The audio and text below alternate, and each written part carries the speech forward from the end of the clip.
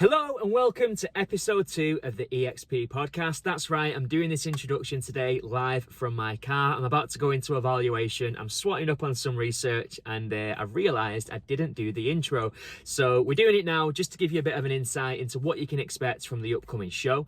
Now, in today's episode, myself and Scott sit down to discuss some of the key considerations that maybe you should be taking into account if it is that you're looking to start or scale your agency business. Now, it's interesting because reflecting back anecdotally on myself and Scott's own process over the course of the last year or so, we both had a very different idea coming out the starting traps in terms of how we was going to approach that mission, if you will. Now, I don't mind saying that I'm not really a business person. I'm just an entrepreneur who's passionate about property, and I love all the short-term fun metrics. I love getting the sold board selfies. I love bringing new stock on, doing the social posts, building the content. Those little milestones, those important wins that keep you on track are what I got blindsided by in the early stages. Now, whilst it's important to enjoy the process, I guess, enjoy the journey of building your business, you should always have one eye on the bigger picture, and Scott did that far more successfully than what I did coming out the traps. Scott was a bit more deliberate, I guess, in his intent. He looked at the numbers, he worked out his financial requirements, what he wanted to earn, and then reverse engineered the fee structure accordingly to make sure that he could hit those targets over a period of time. But whilst it was very different coming out the traps in those early stages, it's fascinating that now, you know, a year plus down the line, we've both got a very, very different ideology around what a great business looks like. And as such, we've both made a slight pivot in our own businesses to complement the lifestyles that we're now trying to build. And I don't think anything's wrong with that. I think that's a good thing. You know, as people, our value systems always change. What we hold important is going to change and evolve. Our outlook, our preferences, and all that kind of stuff changes along with life. Maybe you've got children, maybe you're at a different point, maybe you've got different goals and different ambitions and a different outlook. And I think it's okay. In fact, I think it's important that your business evolves with that to make sure that you're building a business that works for you and ultimately a business that you're happy to be a part of and work within. And that's definitely the point that myself and Scott are up to now. So again, over this episode, we're reflecting our own experiences and some of the feedback that we get from speaking to other agents at the kind of scale that we do to hopefully help you in your mission and help you move the needle on your goals, whatever they may be. So whoever you are, wherever you're watching from, whatever point in business you're up to and wherever you're starting your agency, we both really do hope that you get some value and actionable insights from today's show. So as ever, all that's left for me to say is sit back, find a comfy seat, get yourself a hot coffee or a cold beer and enjoy today's show. We'll see you on the other side. We're off, Scott. We're recording. Here we go again. Mate, just a quick correction from last week. I listened to that podcast back just to check the audio quality, obviously. And when I kicked off, I went, "We're cooking on juice." And that was the first thing that I heard when I clicked into that podcast. So for anyone listening, I don't know, it must have been the first episode nerves getting to me and I started talking all sorts of gibberish. We're cooking on gas is what I meant to say. So there we go. I wouldn't have picked up on that. I'm just thinking we've got, 5 seconds to get someone's attention on a podcast. So do you think... Yeah, no. I'm out here. That probably just cost us about 300 listens with that one mistake, mate. Yeah. My bad.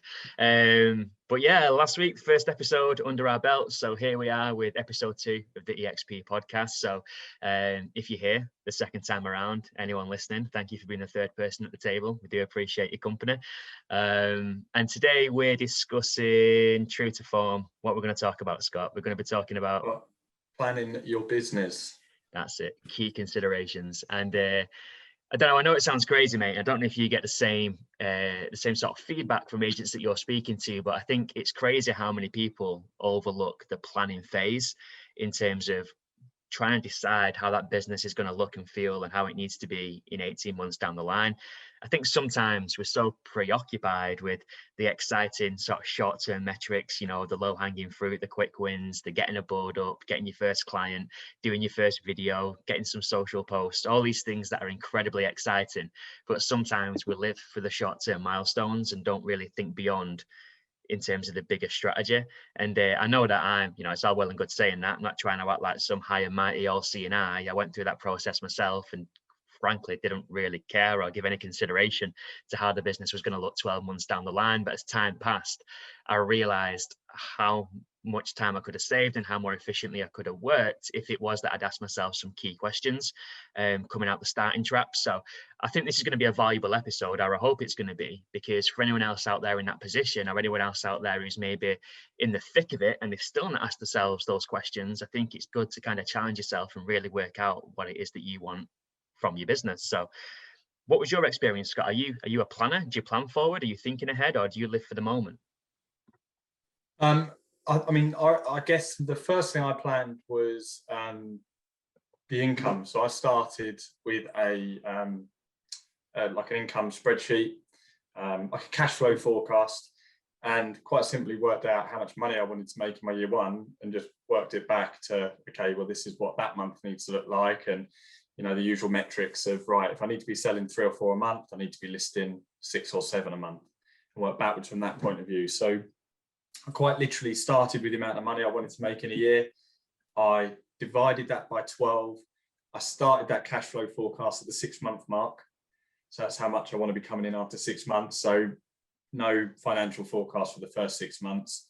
And then I just divided it by 12. And it was as simple for me as, right, I want to do £9,786 per month. For me, that looks like 3 deals at this fee. And I guess the benefit to that was a little bit of clarity in my purpose. It enabled me to set myself some targets. I think it's great getting out of the corporate world and throwing all your targets behind you, and that's really exciting. The problem with the corporate world, they throw too many targets at you, but that doesn't mean targets aren't worth having. And so for me, I then was able to break down what my average fee needed to look like.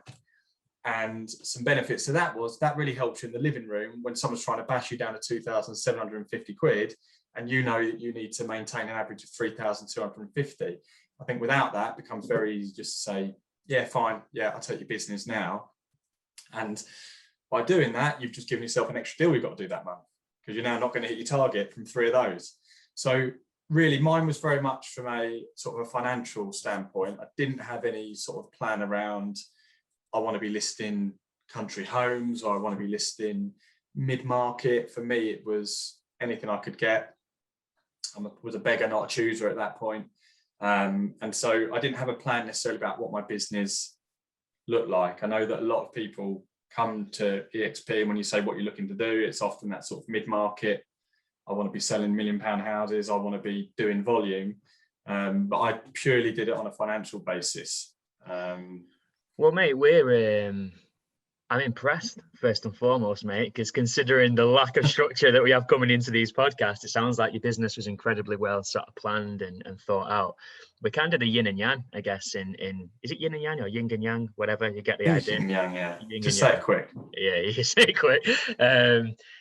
In that respect, because quite embarrassingly to say, I never really had that kind of foresight when I came in. So we're kind of coming from opposite ends of the spectrum. I was just over the moon to have an opportunity, and kind of got blinded by, like I say, the important things, but the distracting things and the short-term things. Like I was thinking, look, my board's outside that house, so here's a selfie outside a property. And again, whilst that I think those things are important, and those things give you short-term focus, those little wins kind of keep you on track towards progressing in the bigger picture. I was never, I guess, as intelligent as you was in the early stages, enough to think, oh yeah, but I need to be considering fees. What volume do I want to work with? How much time do I want to be investing in this business? What does my lifestyle need to look like? What does a good business look like for me? You just kind of, I think you just equate, sometimes just by default, you equate success with volume. And I think in the early stages, I had no plans to be quote unquote bespoke or deal with X amount of properties or charge an average fee of Y. It was just a case of, oh my God, I want to get some boards up. And what I found kind of later on in my business is that when I took on bad clients or properties at the wrong fee, properties that I didn't think I could sell, and it just didn't kind of sync up economically, when those properties have inevitably sat on my books and not sold, you realize quite quickly, actually, whether I'm charging this customer £10,000, whether I'm charging them £1,000, it's no quicker to qualify a buyer, to do your admin, to do callbacks, to deal with issues, to give updates, to drive back to do viewings, to host viewings, to do follow-ups, to negotiate. Same amount of time and effort and energy that goes in, regardless of whether or not they're paying you fee A or fee B. And you kind of realize that your time's finite, your energy's finite, the effort that you've got to put in is finite, the amount of hours you can work is finite. And by default, if it is that you are a one-man operation and you've not yet got to that point where you've got a structure and a team around you, your resources are finite. So there's only so many people you can deal with, and by definition, only so many properties that you're going to be able to look after and service. And when you kind of look at it like that, I don't know, I think for me, it kind of took away, once I came to that conclusion, and it was a hell of a learning curve because it didn't happen overnight. Once I realized that, I got a lot more confident at holding my ground and being able to turn business away and reject a bad client or a bad property that I didn't think was going to sell, or something that was coming at a basement fee. And it's only now with that 2020 vision of hindsight, you realize just how much time I could have saved, how much effort I could have saved, and maybe how much more money I could have earned if it was that I'd dialed that in on the front end. But do you think, looking back now, do you think your business would be in a better place now if you could start again with the knowledge you've now got? Or do you think by learning that the hard way over 12 months, it's now so ingrained in you that you wouldn't make the same mistake again? It's that thing, it's like that butterfly effect where, you wouldn't change a single thing because that'd change your outlook and the course of the action that was yet to unfold. So I don't think I'd necessarily change that, but without a doubt, I think if I was to start from scratch again in a new market, I'd definitely have a different outlook in terms of how I structure it. And I think the main thing is that I'd be more aware of what a good business looked like for me, not necessarily what a good business looks like in the eye of society in terms of what we generically think a good business is. Because you know this, Scott, and I'm sure you can attest for this. Again, the amount of agents that we both speak to, some agents, a successful business to them might be earning 15 grand a year, working next to no hours and having an amazing work-life balance and just making enough money to cover the bills and, have a relaxed lifestyle. Whereas other people want world domination, they want mass market appeal, they want boards in every road, they want, they want all those metrics. So there's no right or wrong answer in terms of how that business needs to look. The right answer is, how does that business need to look to complement the lifestyle that you're trying to build? Exactly. I mean, for me, if you said what's a successful business, it's does it produce the outcome of which you're aiming for? And if you're aiming for £50,000 a year and you make £50,000 a year, that's a successful business. If you're aiming for 250 grand a year and you hit 180, you've been unsuccessful in achieving what you were trying to achieve. And I think that's really important. I mean, I think everybody needs to really, really consider what they're looking for. And because it's very, very easy to get swept up once you get started. I think if you don't do that early days, it's difficult to ever draw breath and then do it at a later stage, I think. Yeah, we're seeing a mistake, mate, that once it gets to that point, and maybe not a mistake if it's been done this way by design, but it's very easy to slip into a reactive business where suddenly, you've unleashed the genie from the bottle. And whether you like it or not, there's 100 plates spinning and you're putting out fires left, right, and center, and you're being distracted day to day. And you do suddenly become a slave to the business if it is that you've not got that foresight to control the business on the front end. And again, manage those expectations and deal with the right volume, the right fees, and dial in the right economics on the front end. So when you set your business up, mate, one thing that you said when you was kind of giving me that debrief on your kind of anecdotal journey, you mentioned about fees, and I needed to know if I was going to do X amount of sales, it was going to yield X amount of revenue. Did you feel from the outset that you wanted to be more of sounds like a bit of a buzzword at the minute, but more of a bespoke operation? Or was you wanting to go for that mass market appeal and invest a load of time and a load of man hours into running the business? What was your idea of a good business at that stage? And has that changed over time? Mass market, yeah, it was absolutely just throwing mud at the wall and seeing what sticks. It would have been listing as many as I physically possibly could, getting as many on the market, then keeping my vendors happy and getting them in high, hitting them for reductions, all of what I've learned in the corporate side of things. Rather a little bit faceless. I wasn't looking to get particularly close to clients. It really was about transactions. Fast forward a year and it's completely the opposite now. It's very bespoke, it's very tailored around individual clients' needs. I would rather look after 15 clients and feel really confident in the service I'm offering those people, and be able to charge a fee that's worthwhile as well. I think the great thing is now, I used to charge £2,800 on average per transaction, but offered very little service. And I charge a relatively low fee and then almost want to avoid your clients after, if you saw them in the co-op in 6 weeks' time, you'd be thinking, oh God, I don't want to see them. I've sort of charged them 2,800, only spoke to them twice. Now I'm charging 4,200, and people are thanking me when they go and are praising me all over town, and I'm seeing them out and I'm proud of the service I offered them. So it's quite ironic, really, that before I was charging 33% less and was avoiding people, now I'm charging 33% more, and I'm proud of what I'm able to offer them. Yeah. And out of interest, mate, that transition from mass market to bespoke, did that what caused that? Was that just you educating yourself over time? Was that your goals changing? Was that what? I don't want to give myself too much credit for it, because it wasn't really by design, Ben. It was so originally, when I launched the business, I was prospecting every day, writing letters to people on the market, and therefore had very little control who would come back to me. So it'd be a 1-bedroom flat at 75 grand one day and a house at 850 grand, the next week. What happened is, over time, because I started holding a bit stronger on the fees, I then found myself naturally more in like a mid-market, people prepared to pay for service or able to pay for service as well. There's people out there that want to pay for service but can't afford it. That's one of those, one thing to consider. And then my referrals started to pick up. So now I'm absolutely in fact, I haven't listed a house probably since about November that came from any other source other than referral. Right. And I think once people start referring, not wholly, but you can find yourself in a bit of a niche, because birds of a feather flock together and all that. So I've now found myself in more of a mid-market section of the market, and people who are prepared to pay a generous fee. Well, mate, I'd echo that entirely, and I think I think the old cliche phrase of like attracts like is true, and I've definitely learned that over time. So going back to the start of my journey, and like I said, I put my hands up. I wasn't organised or structured. I was taking what I could get, and I think there's always a degree of that when you start a new business. Don't be too fussy. Let's get some social proof, and let's get some boards up, and let's get the ball rolling. As long as you control that and you don't slip into a ditch that you can't get out of, if it is that you're not dealing with your ideal client avatar. And what I found is that when I was dealing with properties in the early stages, although I was dealing with not necessarily who my ICA is today, and I was dealing with properties that were paying significantly lower in fees than what I typically charge today. What I did find is that because I was still working on relative low volume, because I was coming out the traps, they were still getting a great service, right? They had all of me because I only had single digit listings on the market. So I was there if they needed me.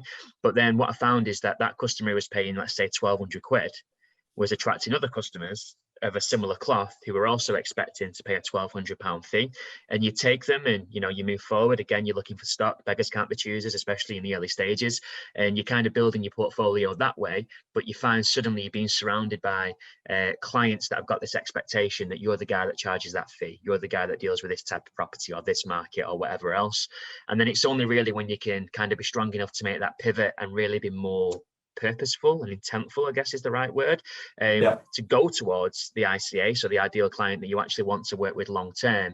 And then you'll find that people who are selling £1 million houses through you, who buy into your value and the way that you present yourself and the way that you work and your style and all that kind of stuff, if they're happy, they're going to refer their friends and family who also have £1 million houses, and that brings that avatar into the business, and suddenly you get known for being the guy or girl who specializes in that area. And that area could be down to property types, it could be down to a certain value range, it could be down to a certain style. Are you the investment girl, are you the premium market guy, or what do you want to be, and how does that business need to look to complement your lifestyle? And I think all roads just lead back to building a business by design, essentially. And that kind of comes to what we said on last week's episode, Scott, when we was talking about the importance of autonomy and the fact that as an organization, we've kind of flourished to the degree that we have because we allow the agents to spread their wings and build a business that's right for them, regardless of whether or not that's right in my view or your view, or that would work for the next agent. I think that piece is absolutely critical. Yeah, I agree. And I mean, watching your transition, and the interesting thing is, I guess, through working with you, I think people have a fear, I don't know if you found this, that if they come on and take a certain section of the market, that they're just going to become brownish. That's you now forever, right? But actually, your business is in a wholly different place now than it was just 12 months ago, isn't it? In terms of the stock, in terms of the fees you're charging, in terms of the service you offer. I've noticed it because I work with you every day. Other people maybe on LinkedIn, if they're paying really serious attention, will notice the transition. But I mean, in your local area, I would be guessing nobody's paid that much attention to it to notice he's the guy that used to list houses at 150. He's really changed his market. Have you noticed that people seem to be really fearful of almost branding themselves in a certain way too early, and they'll never be able to change that? Yeah, I think people starting out necessarily aren't kind of asking themselves that question again, because it goes back to you're just chasing those short-term metrics. You just want to see a board up. You just want to see, do you know what I mean? Yeah. Like you just want those little wins. So it's rare that I come across someone who's really, without some encouragement and provoking and some active discussion to encourage people to think long term. People tend not to default really decide where they want to go because they're taking what they can get. But there's definitely been a massive swing of the pendulum in my business in terms of how that business has looked and felt, how it's been to work within, what the clients like that I'm working with, and frankly, Scott, how much I'm being paid off of the back of it. Yeah. From where I started to where I am today. But it's interesting, not to go off on a tangent here, but just to kind of reflect back, I can almost pinpoint the exact transition in that. And that was, and again, this is all going to be relative. So depending on where you are in the country, the numbers that I'm going to reference now are going to sound like pennies, or they're going to sound like riches. You know, markets are different, but obviously I'm up on what I like to brand as the Lancashire coastline. Again, a posh way of saying Blackpool. But right where I am, Scott, the values are fairly low. I mean, the average price in my core market is about 160k. Agents around here are pretty cutthroat generally. You know, you're talking 7, 8, 900 quid, no sale, no fee. So it's really tough, man. When I did a spell at Purple Bricks a while back, you know, I was charging whatever the fee was, £900, pay anyway, and I was the expensive guy, and they had to pay it regardless. So that was a hell of a tough gig. But essentially, I went to this bungalow, right? This detached bungalow, dormer bungalow, lovely property, been extended, done really well. It was valued at about 320, 330, which again, the average price in that market is 160, so a relatively high value property for the area. And I was talking to the guy, and I got this relationship with him where we was just talking like mates. You know, you just click with someone. There was no corporate barrier. We just got each other. And he was asking about businesses. He had his own mortgage business, and we was talking about strategy and how it was going for him and what the market was like and how many mortgages he was signing off and how many houses we were selling. And I said, look, just because we're talking about strategy, I went straight up. I went, I'd love to work with this. I think I can sell it, but I also think it's going to give me some great content. I know that we'll do a good job for you. I know the video will be ace, and I know that's going to help you sell for a better figure, but I also know that's going to help me grow and bring other clients into the business. And he said, mate, let's just crack on. Let's do it. Good luck to you. If I can sell my house, amazing. If you do well off the back of it, then good luck to you. And we did that. And genuinely, mate, that's exactly how it works. So that 330 grand bungalow got me to a 500 grand detached Victorian house. That 500 grand detached Victorian house got me to the 800 grand self build. That got me to the 1.3 million pound mansion. That got me to the massive barn conversion. And it kind of went up almost in like a ladder like approach, until I've got into what I now class as my niche in the market, the upper quartile for my area, where I've now been known as that guy. And it's almost, if I do get anyone who's not in the upper quartile, they ring in and they open up the call when they're asking about what we do and how we work. They're always asking, would you work with a house like mine? Or I know that you're going to be more expensive. And it's kind of, they've already been preconditioned based on what they've seen online, based on the results, based on the content, based on the style. They already know coming into that call, they're not going to be paying a low fixed fee type fee. And I've tried and embrace that, whereas once upon a time I hid behind fees and terms, getting a living room and all that kind of stuff. I'm happy to be quite open and have a conversation and be loud and proud, Scott, that we never set out to be the cheap agent. We set out to be the best agent. And unfortunately, in every walk of life, the best tends to come at a price, and this is no different. So I think the clients have bought into that, but I think anecdotally for me, I've got more comfortable embracing that. And I think the fact that I've had that transition, that paradigm shift in my own mind, I think that comes out in content, and it comes out in the appointment, and the customer can really buy into that energy. And if you're confident in what you do, then they've got no choice but to be confident as well. And so it's remarkable how that confidence grows. So I think we all come into this thinking we're confident, right? But it's hard to maintain that level of confidence when the finances, the money you set out with in the bank is going down, down, down, down, and down for 6 months. You know, it's almost like a new signing at a football club doesn't score in his first 5 games. It's panic stations, isn't it? Yeah. Whereas really, the irony of it is you could score 1 in off your shin on your first game, and all of a sudden your shoulders are out, your chest's all puffed, and you're feeling confident. I think I've just thought that I think our appearance now, Ben, me and you, I'm looking at your beard and my scruffy hair in this video. Scott, I only wish that I could grow hair like that, my friend. You've got 10 years on me and a million hair follicles. But don't you think what shows that we haven't followed our original plan best is that mine and your first profile pictures and marketing photos, yours is you in an immaculate suit, like pin. What are the, when you've got the pocket square, bro, the pocket square, neatly. And I saw a picture of me a year ago, and it was a selfie I sent to my wife outside a house when I was leaflet dropping, and I'd gone out leaflet dropping in a brand new pair of brogues, which is a stupid idea anyway. Full suit, I had a tie-pin on, my hair all slick. I looked exactly what I was trying to get away from. But that was my plan. You know, I wasn't looking to shake things up and do things hugely differently. And like today, I mean, I won't stand up, but like I'm wearing shorts and a shirt today. And okay, probably for valuation, I wouldn't wear shorts unless it was prime, absolute August and you get away with it. But if I get a viewing today, I'll turn up. If the vendor's there, fine. But in a way, that's shown that, yeah, I think with a plans are great as well. It's really awkward because you have to try and manage a plan with being completely flexible as well. And it's really hard to get that balance right. But sometimes in a business, you do have to be flexible. You know, I've got an agent that's come on board in a fairly rural country life type area that's saying, you know, I'm not getting enough listings. I really want to hit this mid-market. And, you know, the conversation we had was, look, you might have to drop that for a bit.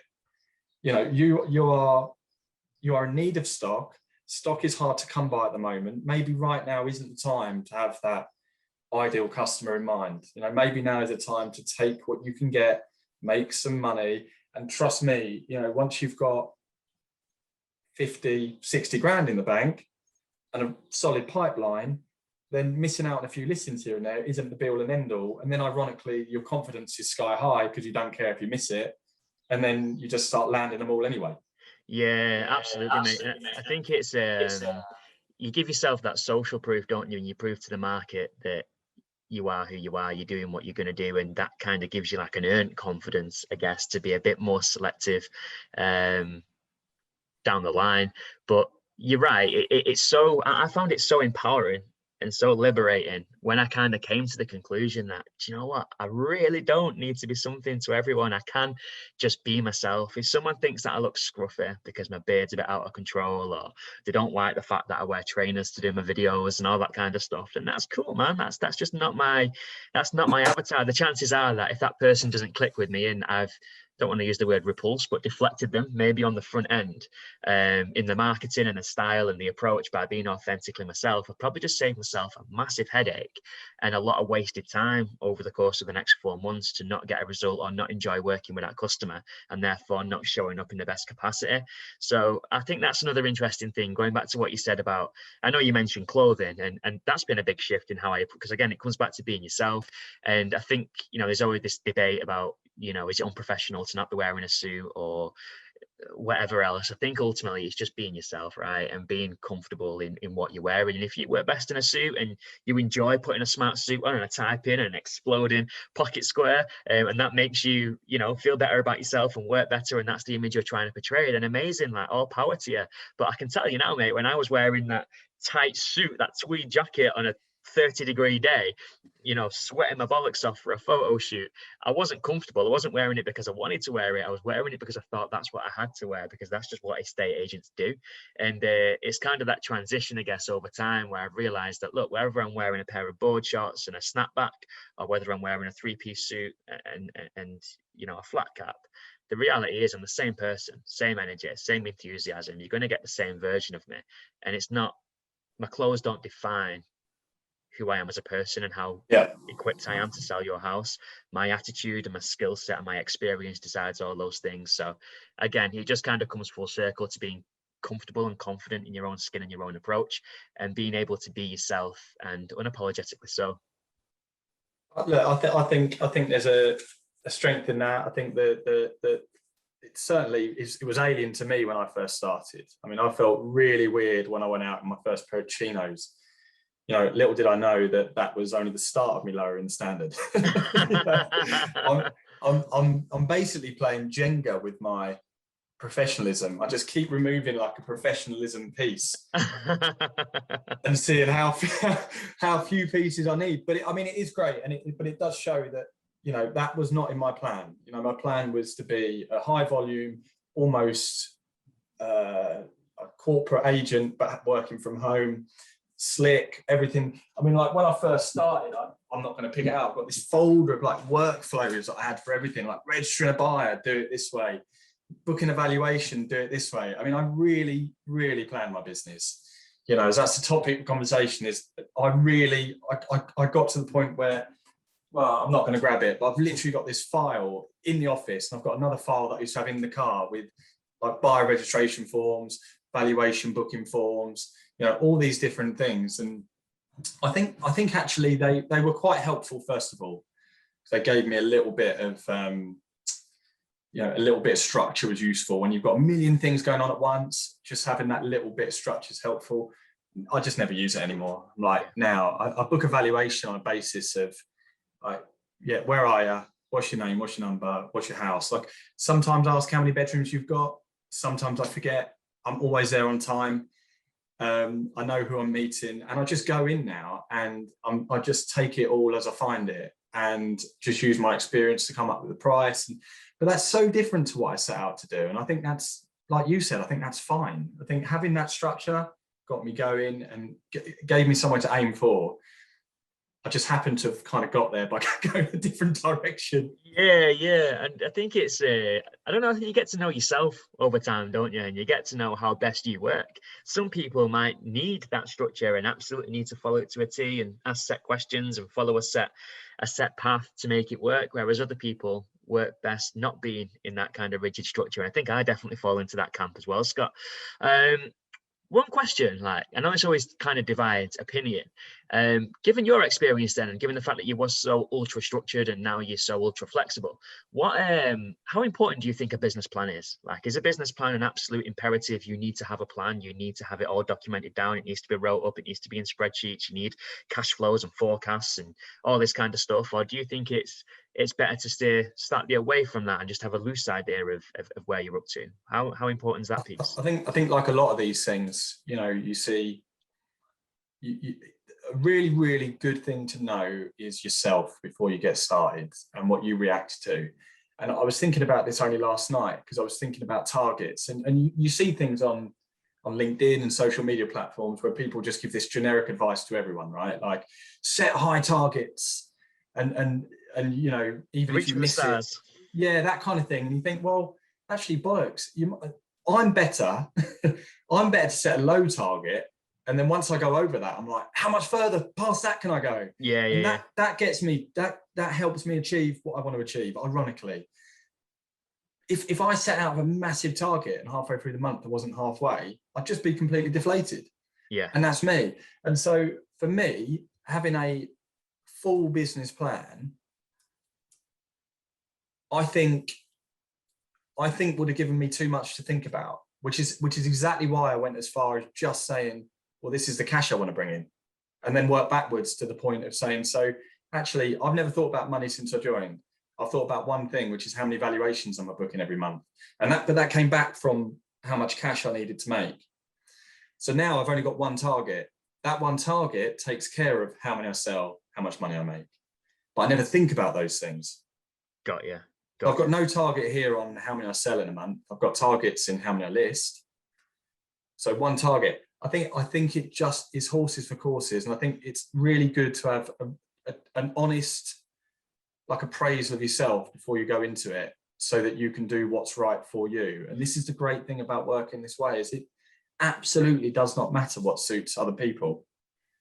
I don't think we've got I love that, mate. Like, I just love the message in that you've literally, because let's be honest, if you wanted to measure every single metric and you wanted to hold yourself accountable to every single KPI, which is fine, by the way. Again, if it's horses for courses, if that's how you work, but suddenly you've got a lot spinning. You're keeping your eye on a lot of different metrics. That could be anything from how you approach your marketing, how many leads you're generating, how many letters you're sending, all the way through to how many conversations you're having, how many appointments are you booking, how many you're seeing, how many are falling away by the wayside, how many you're converting of them, how many are listing, how many are selling, how many are withdrawing, how many are completing, what's your fall through rate. You look at all these different kind of points in the process, I guess. And if you wanted a target for every one of them, which is fine, I've had that in a past life when I've been living a business on spreadsheets, gets very distracting. And actually, it's like you're kind of taking time away from what really matters, and that's the relationships with the people. But I think it all comes down to how you're programmed in your head, how you work, how you keep motivated. If that helps keep you accountable and that therefore allows you to drive forward and do more, then great. If not, and it's a distraction. And I think that is an important consideration as well, Scott, the distraction, because I think sometimes we like to feel like we're being productive rather than actually being productive. And it's very easy to lose an entire day caught up in a spreadsheet that you're not going to open again after two months. Because That's a massive deal. Yeah, oh, what you've just major. said there is huge. I mean, I've run business, so I've only learned from failings, and I've run business myself where if at any point you walked into my office and said, what you're doing, what I would say would sound, I'm just looking at my monthly data. Oh, okay, cool. So answer, I'm doing some work. I'm not surfing the internet generally just wasting my time. I'm always doing something. But sometimes you're caught up in these unimportant tasks. Like, I've spent all day improving my LinkedIn account. Yeah, it was fine before. You haven't got any listeners yet this month, mate. Don't sit there updating you. And I think, so a question I ask myself a lot is, what advice would I be giving someone else today doing what I'm doing right now?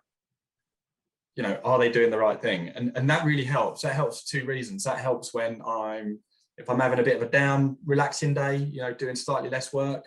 Sometimes that's okay. I said to an agent a couple of weeks ago, they said, my head's spinning. I've got so much to do. I said, how many things have you got to do? He said, 15. I said, well, do 3 of them and then just stop for the day. Yeah. I'll tell you what you need. You need a break. Yeah. If you've got that many things to do, I know what you need straight away, which is you need some downtime, right? And so I always ask myself the question, what advice I'd give to someone else, and that gives me a bit of clarity, I think. And I think that's one of the beauties of working this way is it's so flexible. Again, it's not like you have to suffer burnout by sitting here till 7 o'clock because you physically are contracted to be there till 7. Like, sometimes you need to take your foot off the gas as well. Yeah, no, you definitely do, mate. And again, I think that was another interesting paradigm shift, because especially those who've come from the corporate world or a very fast-paced environment, we've been conditioned to associate volume with success, right? And it's kind of like you feel like, oh, if I'm not doing 20 listings a month, let's say, I'm missing, I'm letting myself down. But mate, I'd pay you £100,000 to not do 20 listings a month. Like, I couldn't think of anything worse, quite frankly. But that's because we're in a totally different world and a totally different model with a totally different USP now versus what we were 5-10 years ago. And it definitely takes some time to kind of come round and kind of open your eyes to the world that we're living now and the opportunity that you've got, especially, and again, shameless eXp plug, other models are available, but with that kind of low overhead, high return on the back end type model, you don't need to be going for that sort of volume. So I think it comes back to that ultimate thing of forget what you've been told in the past, forget how your last business worked, forget the values of your last branch manager 3 years ago. What do you want? What do you want from life? What do you want from the business? What do you want financially? What does happiness look like for you outside of the company? And then how do we reverse engineer that to get you to where you need to be? Well, and again, you can adapt that as you go, Ben, because it might be that so my approach was, sorry, family, I'm not going to be spending more time with you this year. I'm going to be spending far, far less time with you this year because I'm starting to get a business. And I want to get a business to this point. Fast forward now, and now I'm sort of saying, well, now I can, because I've got the business exactly where I need it to be. Now I can spend more time with you. And I think it's with this approach now of, as you say, the low monthly fees, the massive return, is you actually can whack on the accelerator for a period of time, and then you can cruise for a little bit. Yeah. That's okay. You can go as hard and as fast as you like, if you make enough money over the next couple of years and you want to have a chilled out third year, that's okay too. You've got that full flexibility. Whereas again, like when you're employed, it's like, well, you've listed 40 this month and now it's the first of the next month. So we're going again. And then we're going again. Yeah, and then we're yeah, going yeah, again. yeah. Mate, out of interest, this is something that I struggled with in the past. Did you ever feel guilt, as in, for the reasons we've just said, because we've got lean overheads, because we've got a big return, because we don't need to chase volume. In theory, we only need to do a completion every month, 2 months, 3 months, really, to have a decent income. Did you ever get to the point where you felt as though, I don't know, guilty because you should be doing more? Did you ever feel guilty for not doing 20 listings a month? Did you ever feel guilty for not sending out 2,000 letters that week? Or have you always been kind of cool and content with the situation that you're in? Yeah, fairly. I mean, I think it's easy to give yourself a hard time over. Sometimes you have to realise that bit of success you had that day might be because you had a rest the day before. All right, and you don't. But like you say, it's that butterfly effect. You don't always know what helped you achieve certain things. But I think if no is the answer, Ben, I don't feel guilty. I've learned that lesson. I have felt guilty in the past in previous businesses I've started. But again, that is a benefit to having a plan and a target. Is if you're ahead of target, you earn the right to do what you like. If you're behind target, then maybe you should be feeling a little bit guilty and roll your sleeves up and get on with it. But that's so. Targets aren't always, they're not always a stick. There should be the carrot too, shouldn't they? That actually now you've earned your reward, right? Which is, okay, if you want the weekend off, take the weekend off. Yeah. You've done 15 grand this month and the target was 8. So yeah, you go away and do what you like. Yeah. No, for sure, mate, for sure. And before we wrap up, I guess, on today's episode, just mindful of time now, Scott. I've been chatting away for a little while. It feels like I've been talking for like 5 minutes. It's crazy how fast these conversations go, mate. With the benefit of hindsight, again, hindsight's 2020 vision and all that, kind of looking back over your journey from where you was to the point that we're in today, is there anything that you drastically change in terms of how you've done things? Or are you sort of happy that you've taken all the right steps at all the right time? Like if you were starting up again today, fresh new market, what would be different, if anything? Mate, it's hard. It's not that I've run the business perfectly by any stretch. I've made loads. I've missed calling somebody back about a valuation and then they've gone and sold elsewhere. I've gone in too low on a valuation and seen myself for more. All these things that happen. But mate, can either of us be hard on ourselves given the position we're now in? I mean, the conversation we were having 12 months ago is, how do we get stock? How do we get stock? Fast forward 12 months and as you know, conversations me and you have are more like, how do you tell someone that you can't fit in a valuation because you're too busy at the moment? So how can you be hard on yourself? I mean, financially, Ben, I think we're always pretty open about this. I am so far ahead of where I thought I would be. Genuinely, like my forecast, I'm like 3 times ahead of it financially. Wow. I wanted 50 grand in the bank by the end of my second year in business. I'm going to have probably in excess of 150 grand in the bank by the end of, probably by November. I'll have 150 grand in my business account. I started with 25. So I think it would be hard. I think it would be wrong to be too hard on yourself over that, don't you? Yeah, no, I do, mate. And I think sometimes human psychology is default to think, if I'd have done this, if I'd have done that, could that have worked out this way? Could that have worked out that way? But sometimes you just got to give yourself the credit to stop and smell the roses and look around and really appreciate what you've built from nothing.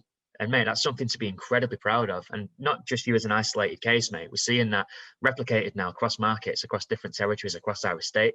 And I think people would do well to cut themselves some slack, to clock off early, to have that day, to appreciate how hard they've come, and then get on and hustle like hell to get to that next level, whatever that version of success looks like for you. I think the biggest shift that I'd make for myself looking back, and I think, or I hope that a lot of people can take from this, one thing that I get, Scott, speaking to agents, and I'll keep this brief, I know we need to wrap up soon, but speaking to agents on the front end, I always get, yeah, but in my market this, yeah, but in my market that, yeah, but my customers, yeah, but my competition. There's no but, man. I firmly believe, and feel free to disagree if you do, Scott, but I think that whilst markets are different and whilst humans are very different, we also share a lot of similarities. And I think the psychology of a human buys into that personal relationship. If you can display that value, if you can show that, if you can, I think that's the difference. Show the customer why you're different rather than just saying, oh, we advertise on Rightmove, we do this, we do that. If you look like you're standing shoulder to shoulder with your competitors, then the only point of difference a consumer's got is, okay, well, who's going to charge me the lowest fee? If you can set yourself apart, like from the word go, fee really doesn't come into it. And whether you're in a market that's really buoyant and, you know, agents are charging a good fee generically and values are good and it's fast paced, or whether you're on the other end of the spectrum like I am in Blackpool, people will pay as long as they can see that value. And I just wish that I'd have recognized that first without letting that imposter syndrome take over and suddenly But think, what would your reaction have been a year ago, Ben, if someone had told you that? So you hadn't learned it at this point, but someone just said, look, I'm a year further down the line than you. I've been running a self-employed business for a year. This is my top tip to you. Would you have thought, right, they've learned that, or did you need to see it and learn that for yourself? I think I'd have politely nodded along, but not really taken much notice of it. I think it kind of comes back to that. We kind of touched on this last week when I was saying about Adam kind of challenging me on my marketing methods and encouraging me to take different avenues. It's almost that ego that can get in the way of that. Oh, well, I know what I'm doing. Cheers, mate. And I was think it ego rather than ignorance? What do you think it was, ego?